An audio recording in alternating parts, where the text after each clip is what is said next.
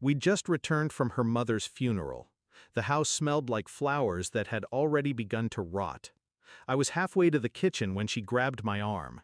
Her eyes were wide, not from grief, from fear. She shoved me into the pantry with our son. "Daddy, it's dark," he whispered. "What's wrong so suddenly?" I asked. Her voice was low. "Be quiet. Don't say a word." We heard it then, the slow turn of a key in the front door, not ours. She pressed her ear to the wall. I watched her chest rise too fast. A shadow passed beneath the crack of the pantry door. Footsteps, heavy, confident, then silence. When the door finally closed again, she sagged against the wall. I reached for the handle, but her hand caught mine. "Wait 10 minutes," she said. I studied her face. It wasn't the face of someone afraid of a stranger. It was the face of someone afraid of recognition. Later, when the house was empty, I asked, "Who was that?"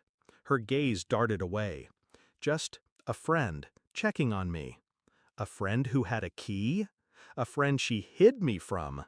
A friend she didn't want my son to see? The funeral had been her alibi for the last week. She'd stayed with family every night. But the calls I made to her were always unanswered after 9. I told myself it was grief. People grieve strangely. Still, that voice I'd heard through the thin pantry door, deep, deliberate, it didn't sound like condolence. It sounded like possession. I didn't confront her. I learned long ago that truth prefers silence. It's easier to come to you when it thinks you're not looking. I started with the locks, checked the spare keys. One was missing.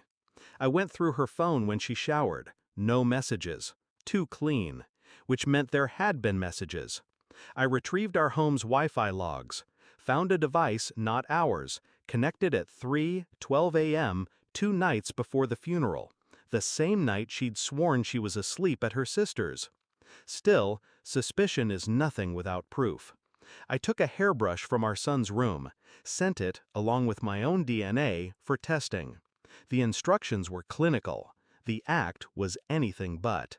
For 3 weeks I smiled at breakfasts I couldn't taste, kissed a woman whose mouth felt borrowed, watched her phone tilt away from me whenever it lit up. She started locking the pantry. She said it was to keep the kid out. I said nothing. The results came in on a Thursday morning. I left the envelope sealed on my desk until nightfall. Truth is more lethal in the dark. Our son wasn't mine. The paper didn't scream. It didn't accuse. It just told the truth in black and white. Probability of paternity 0.00%. I read it twice, not because I doubted it, because I wanted the calm to settle in fully before I moved. At dinner, she asked how my day was. "Productive," I said. After we cleared the table, I handed her the envelope. She opened it. Her lips trembled before the tears came.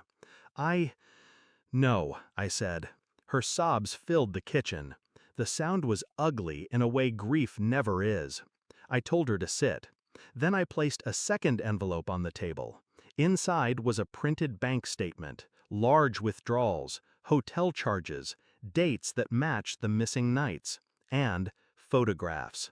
The friend from the pantry, his arm around her waist, his lips on her neck outside a motel door, her face drained of blood. "You followed me?" "No," I said. "You left a trail." I stood, sliding both envelopes toward her. "You can keep them, or I can send them to your father. Your choice." She stared at me like she was searching for mercy. She didn't find any. "Pack tonight," I said.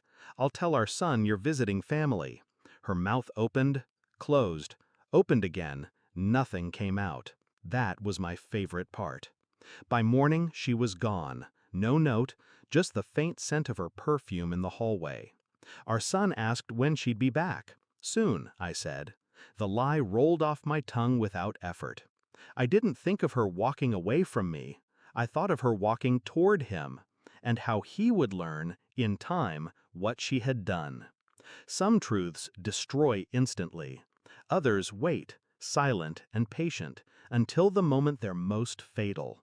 She'd chosen the wrong one to betray, and the wrong man to father her child. In the end, I didn't need to punish her. I just needed to give her enough rope to hang herself. Moral of the story: when betrayal hides behind love, the most devastating retribution is letting the truth speak louder than rage.